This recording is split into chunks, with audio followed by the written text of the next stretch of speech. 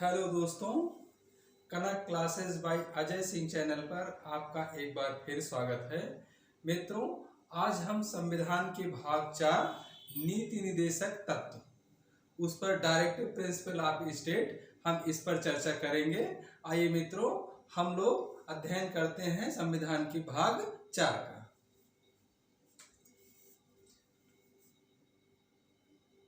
संविधान का भाग 4 क्या है? नीति निर्देशक तत्व। नीति निर्देशक तत्व क्या कहते हैं इसको? राज्य के नीति निर्देशक। राज्य के नीति निर्देशक तत्व, डायरेक्टिव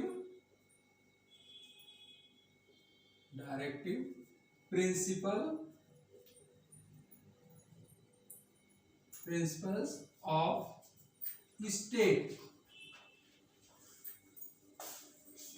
राज्य के नीति निर्देशक तत्व, directive principles of state. Article में अगर बात हो रही है तो संविधान के अनुच्छेद 36 से लेकर 51 तक यह जो है नीति निर्देशक तत्व का उल्लेख अनुच्छेद 36 से लेकर 51 तक मित्रों किया गया है।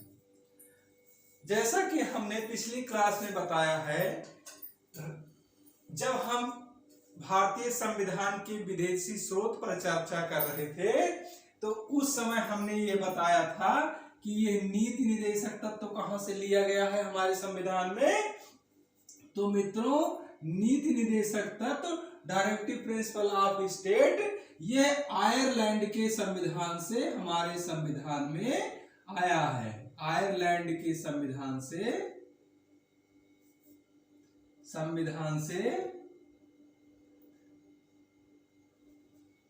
लिया गया, संविधान से लिया गया है।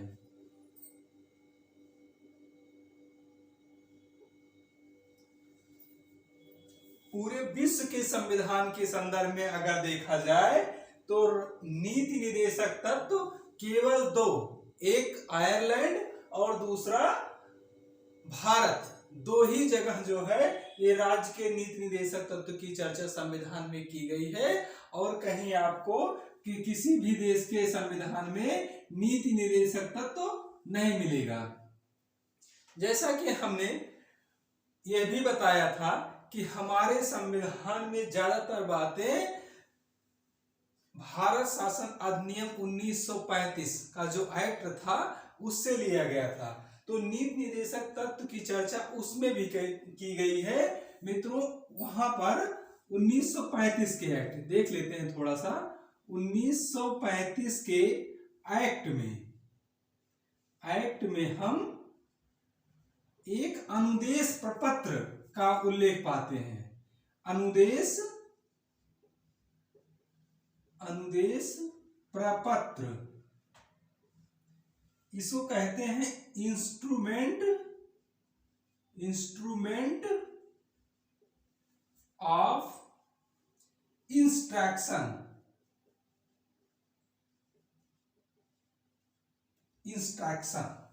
ये अनुदेश प्रपत्र मित्रों, जो 1935 के एक्ट में अनुदेश प्रपत्र था, वास्तव में हमारे संविधान में वही नीति निर्देशक तत्व है।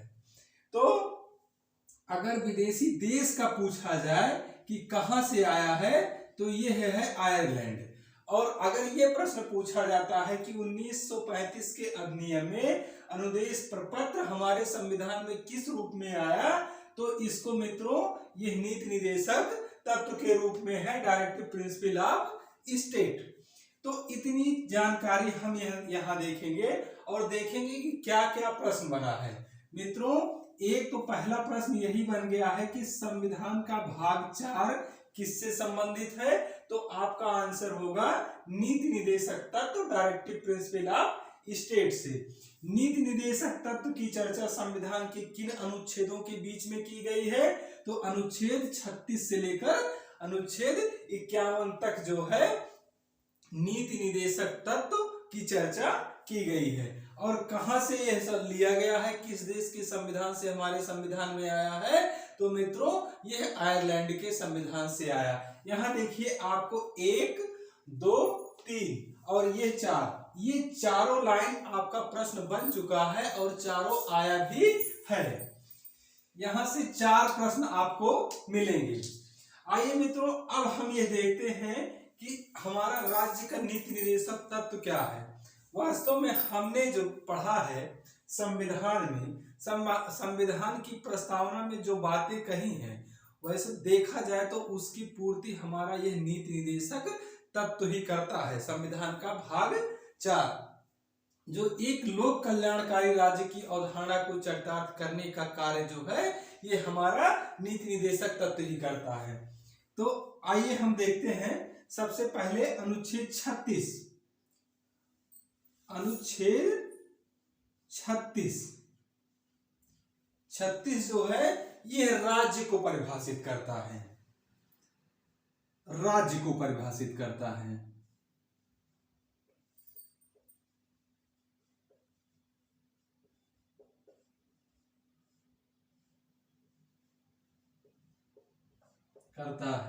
हमने आपको पहले भी बताया था जब हम फंडामेंटल राइट संविधान के भाग 3 मूल अधिकार की चर्चा कर रहे थे तो हमने अनुच्छेद 12 में राज्य को डिफाइन किया था।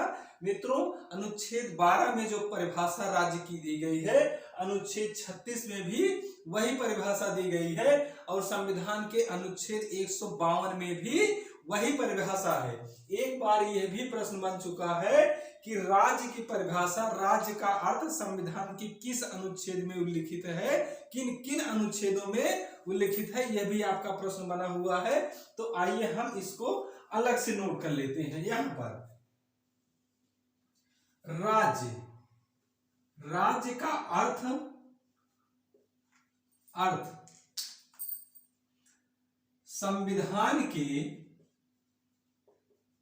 संविधान के निम्न अनुच्छेदों में मिलता है, निम्न अनुच्छेदों में मिलता है।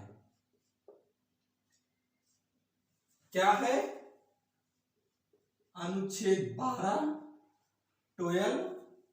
आर्टिकल 36 और आर्टिकल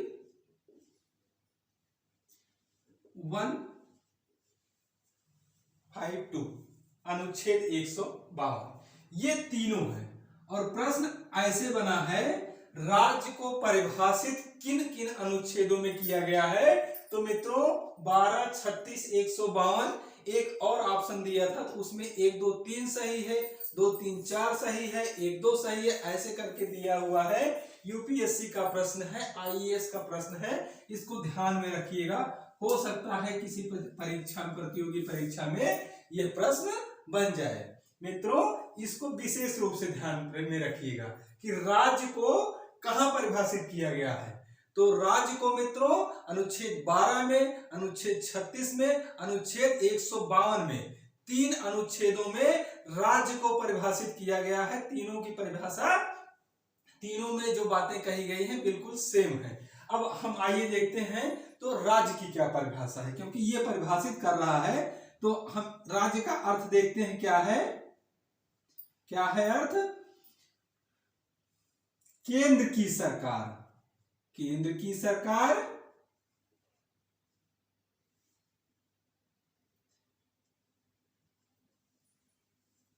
एवं संसद।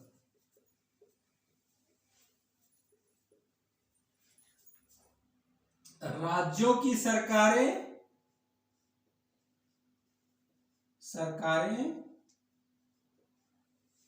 एवं विधानमंडल।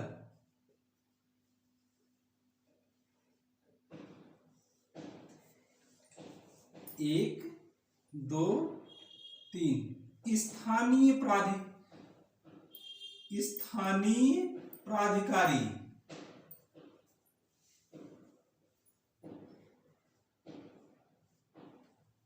4 अन्य प्राधिकारी।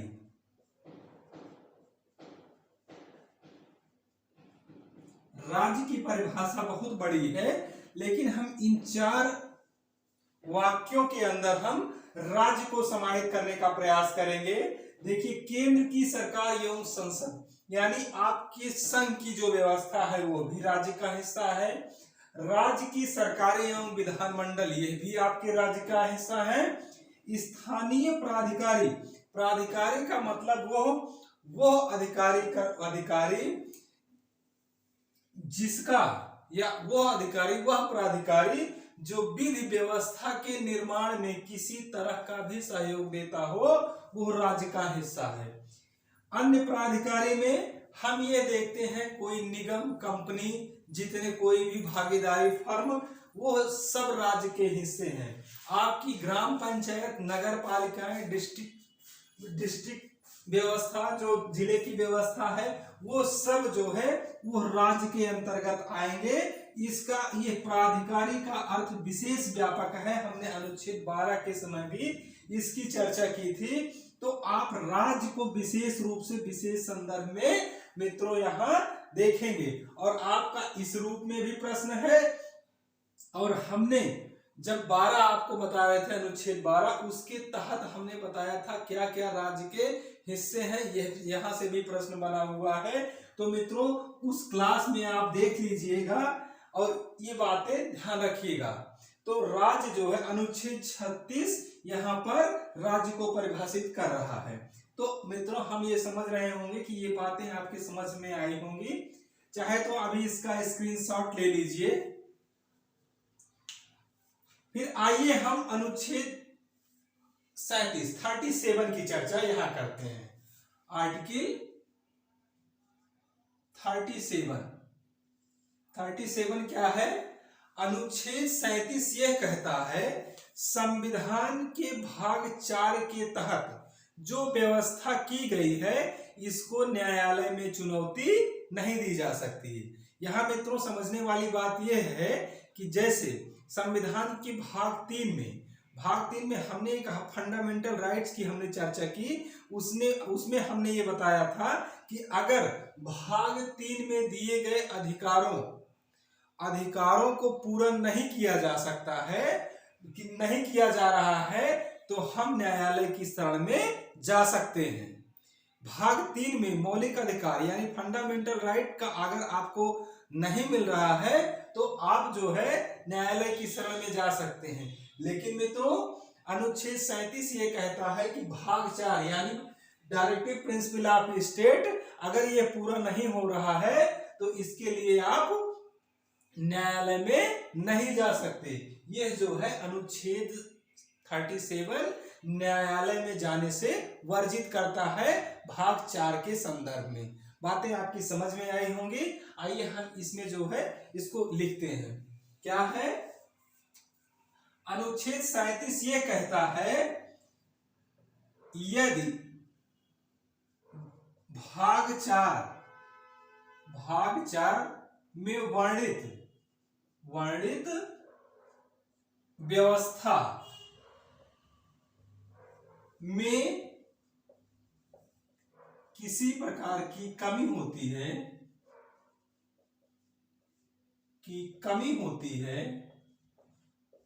तो हम इसकी पूर्ति के लिए न्यायालय की शरण में नहीं जा सकते।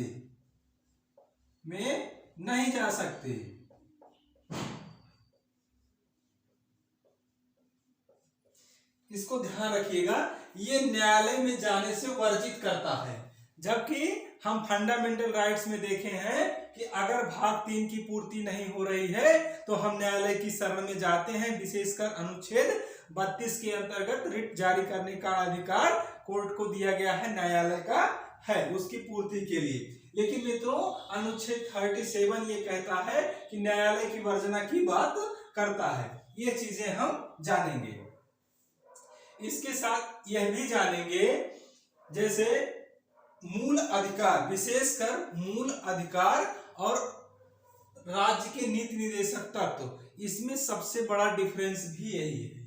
वैसे वास्तव में मूल अधिकार और नीति निदेशक तत्व एक दूसरे के पूरक हैं, लेकिन इनमें विरोध भी है।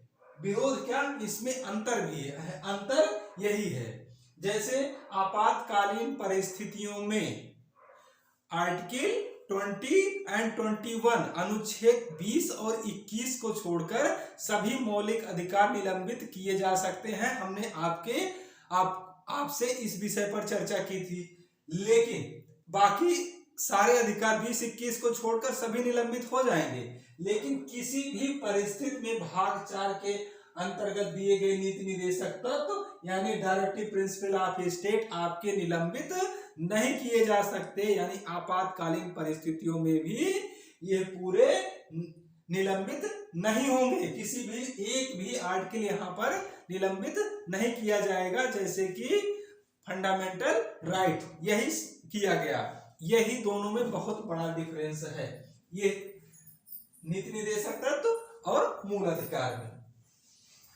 और वैसे तो देखिए इसकी जो एक चीज है, और जो फंडामेंटल राइट्स है वो एक नकारात्मक अवधारणा है।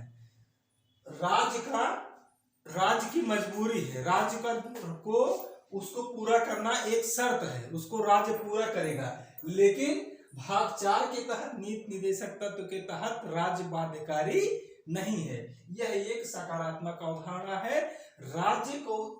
राज्य जो है नीति निदेशक तत्वों में वर्णित लक्ष्यों को प्राप्त करने का प्रयास करता है। अब आइए मित्रों आगे के आर्टिकल्स का हम अध्ययन करते हैं और फिर आगे बढ़ते हैं। देखिए कैसे नीति निदेशक तत्व जनता की आवश्यकताओं का पूरा करने का एक साधन कैसे बनता है। आइए मित्रों इसको देखते हैं।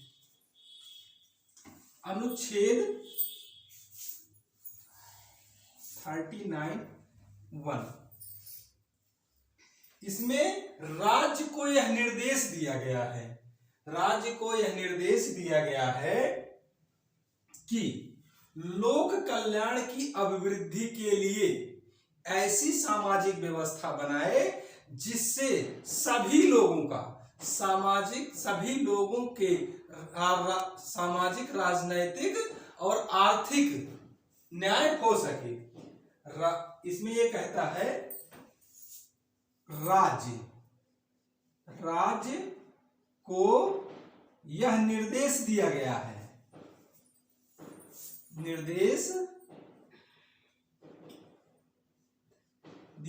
है कि वह लोक कल्याण की अभिवृद्धि के लिए ऐसी सामाजिक व्यवस्था बनाए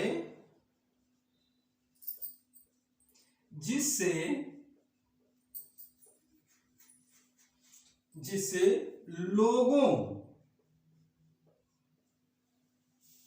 के सामाजिक,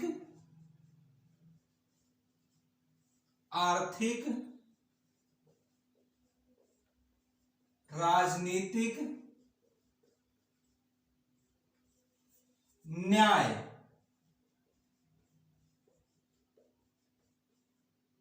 सुनिश्चित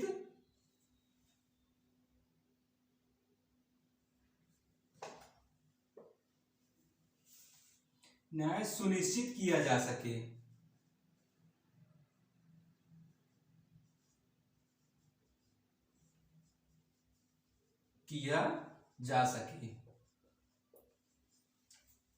देखिए इसमें समझने वाली क्या बात है।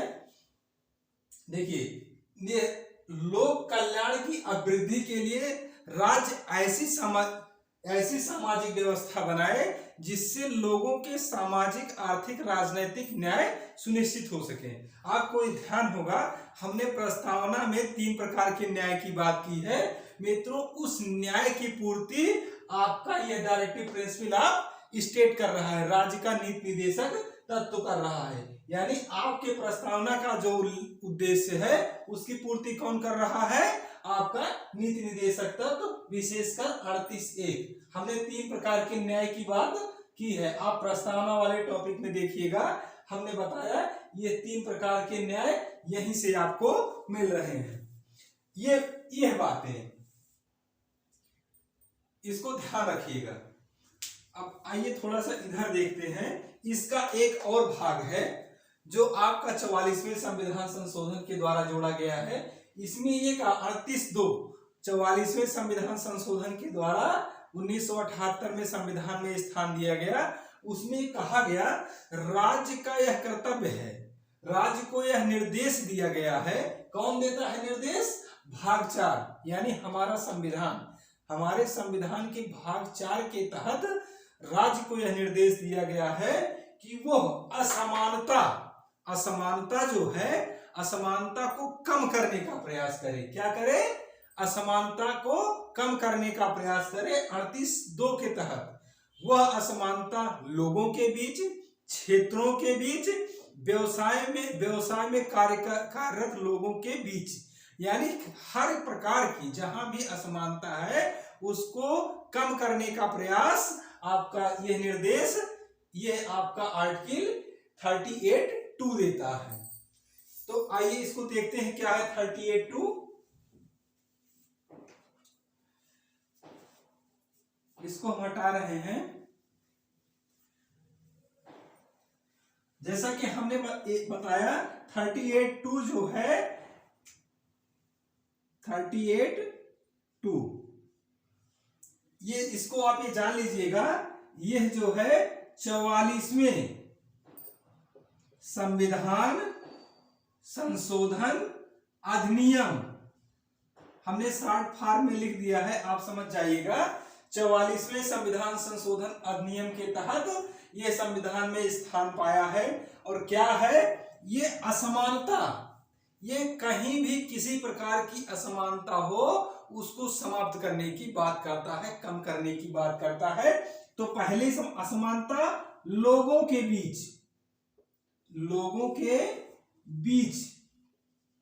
की असमानता कम करने की बात, एक पॉइंट। इसको हम टुकड़े में तोड़ के देखते हैं। दूसरा पॉइंट, क्षेत्रों के बीच की असमानता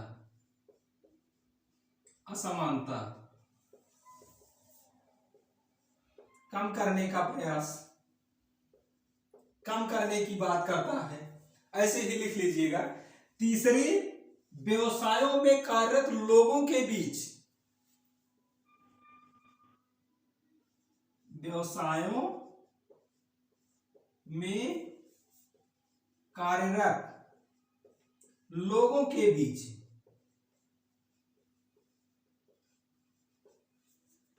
की असमानता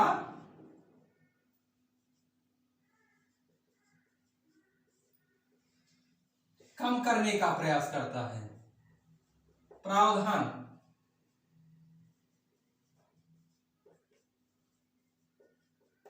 ये 3 बातें हमने तोड़ के लिखा है, बाकी बातें ऐसी ही हैं। ये जो है विशेषकर आप ये ध्यान रखिएगा कि 38(2) है वो असमानता को कम करने का प्रयास करता है, बस इतनी बातें ध्यान रखिएगा। और हर स्तर पर जो जहां भी असमानता है उसकी समाप्ति की बात आपका 38(2) करता है। और ये 44 जो आर्टिकल में अमेंडमेंट लाए गए, संशोधन लाए गए, उसके तहत ये जोड़ा गया, ये 78 में आया था। ये भी चीजें आप ध्यान में रखिएगा मित्रों। 38 में ये 2 बातें, यहाँ पर आप देखेंगे लोक कल्याण की अभिवृद्धि की बात करता है, लोगों के अंदर सामाजिक आर्थिक राजनीतिक न्याय सुनिश्चित करने की बात ये कर रहा है। 38 से 38(2) जो है असमानता को कम करने की बात कर रहा है। बस इतना एक पॉइंट याद रखिएगा, आपका प्रश्न निकल के आ जाएगा। आइए हम 39 पे चर्चा करते हैं। अनुच्छेद 39 39 कहता है, 39A 39 ये कहता है कि राज्य को यह निर्देश दिया गया है कि वह सभी स्त्री और पुरुषों को समान रूप से जीविका के साधन उपलब्ध कराने का प्रयास करेगा।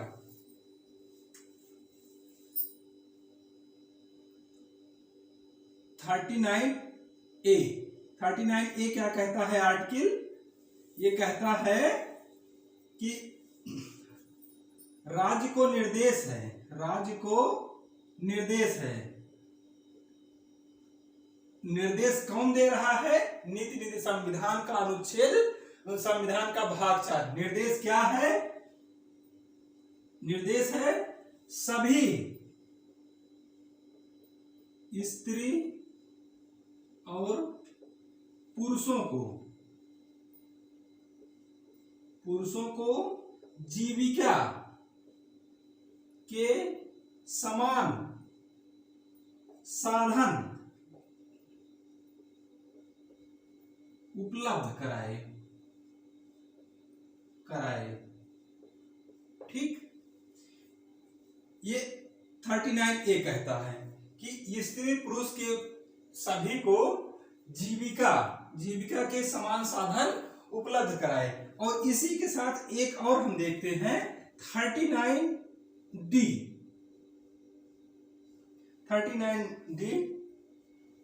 क्या है? ये कहता है सभी स्त्री और पुरुषों को, राज्य को यह निर्देश है सभी स्त्री और पुरुषों को समान कार्य के लिए समान वेतन, समान कार्य के लिए समान वेतन। देखिए थोड़ा सा, अब इसमें भी यही बातें हैं, सभी स्त्री पुरुषों को, जैसे यहाँ जीविका है, यहाँ सभी स्त्री पुरुषों को समान कार्य के लिए समान वेतन दिया जाएगा। सब चाहे तो आप जोड़ लीजिए, आप खुद लिख लीजिए। आप अगर नोट्स बना रहे हो तो लिखिए सभी स्त्री और पुरुषों को समान कार्य के लिए समान वेतन दिया जाएगा। नोट कर लीजिए अपने नोट्स में, सभी स्त्री और पुरुषों को जीविका के समान साधन उपलब्ध कराए। ये जो है आपका ए है 39A, और सभी स्त्री और पुरुषों को समान कार्य के लिए समान वेतन दिया जाएगा। ये 39D है, ध्यान रखिएगा 39D। इसमें मित्रों एक वाद है। वाद क्या है?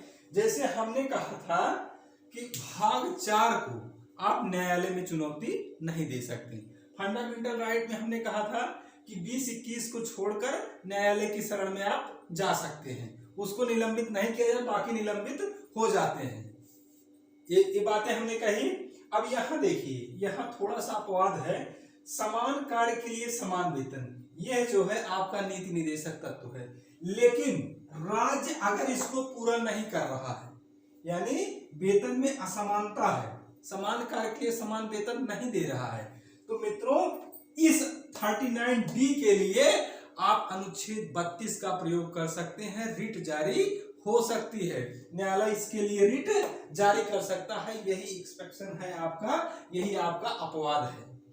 इसके लिए 39 यह जो है रणधीर सिंह बनाम भारत संघ 1982 का एक मामला था, उसमें जो है सुप्रीम कोर्ट ने निर्धारित कर दिया था कि समान कार्य के लिए समान वेतन का यदि प्रावधान नहीं किया जाता है तो हम अनुच्छेद 32 का प्रयोग कर सकते हैं, यानी रिट जारी हो सकती है। यानी सभी आर्टिकल से जो आप डायरेक्टिव प्रिंसिपल ऑफ स्टेट में पढ़ रहे हैं उससे आपका यह डिफरेंस है 39D, इसलिए यह विशेष इंपॉर्टेंट हो जाता है।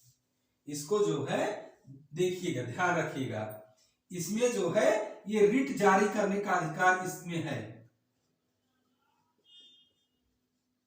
करने की सुविधा, और किसी आर्टिकल में यह बात नहीं है मित्रों, इसको ध्यान में आप रखेंगे।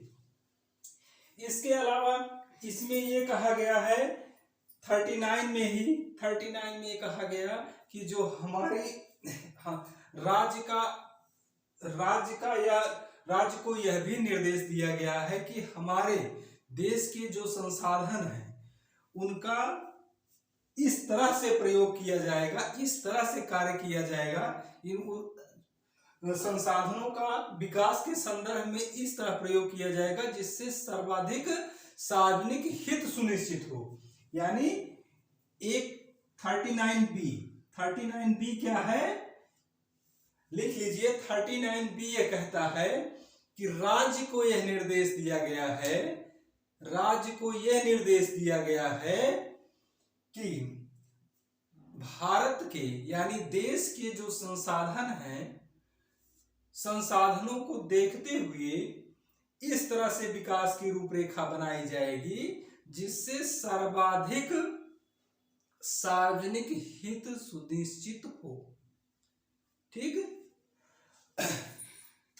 और 39D क्या है, 39C कहता है कि उत्पादन के साधनों, उत्पादन के साथ संपत्ति और उत्पादन के साधनों का सेंट्रलाइजेशन ना हो, यानी केंद्रीकरण ना हो उसका, और यह देखा जाए कि सबसे ज्यादा किसी प्रकार का सार्वजनिक नुकसान भी ना होने पाए। यानी जो उत्पत्ति और संपत्ति और उत्पादन के साधन हैं वो जो है केंद्रीकृत ना होने पाए, यह आपका नीति निर्देशक तत्व कहता है। ठीक। सेंट्रलाइजेशन ना हो, संपत्ति और उत्पादन के साधनों का केंद्रीकरण ना हो, यह आपका आर्टिकल 39C कहता है। क्या कहता है, संपत्ति और उत्पादन के साधनों का केंद्रीकरण ना हो, केंद्रीकरण ना हो, यह कहता है। केंद्रीकरण होगा तो सर्वाधिक सार्वजनिक हित सुनिश्चित नहीं हो पाएगा, ये बातें ये कहता है। केंद्रीकरण ना होने पाए क्योंकि अगर व्यापारी वर्ग के हाथों में सभी संसाधन चले जाएंगे या किसी एक व्यक्ति या 10-20 व्यक्तियों के पास ही साधनों का केंद्रीकरण हो जाएगा तो आय असमानता बहुत ज्यादा फैलेगी। ठीक है, इसलिए मित्रों इस पर ये बात कह रहा है, ये आपका देखिए संविधान ये भी निर्देश कर रहा है कि केंद्रीकरण ना हो, इससे आय की असमानता बढ़ेगी। और 39B हमने आपको ये बताया कि 39B के तहत ये जो कहता है कि जो भौतिक संसाधन है और भौतिक संसाधनों को और विकास को इस तरह से बनाया जाएगा कि सर्वाधिक, यानी इस तरह से उपयोग किया जाएगा कि सर्वाधिक सार्वजनिक हित सुनिश्चित हो। तो मित्रों इतनी जो इंपॉर्टेंट बातें हमने 38-39 में कही, ये भी हर आर्टिकल आपका क्वेश्चन बन चुका है और क्वेश्चन ये आया हुआ है, इसलिए ये चीजें बहुत विशेष रूप से ध्यान रखिएगा। सारी बातें एक लाइन क्वेश्चन बनी हुई है, 39, 38, 37, 36 राज्य, ये आपका आज का टॉपिक काफी इंपॉर्टेंट है। अब आज की क्लास में बस इतना ही करते हैं, आगे हम 40, 41, 42 ऐसे ही करके हम 51 तक जाएंगे और सारे आर्टिकल का विशेष रूप से अध्ययन करेंगे। इसको आप ध्यान से देखिएगा। आज की क्लास हम यही समाप्त करते हैं। हमें विश्वास है कि हमारी बातें आपके समझ में आई होंगी। ठीक है।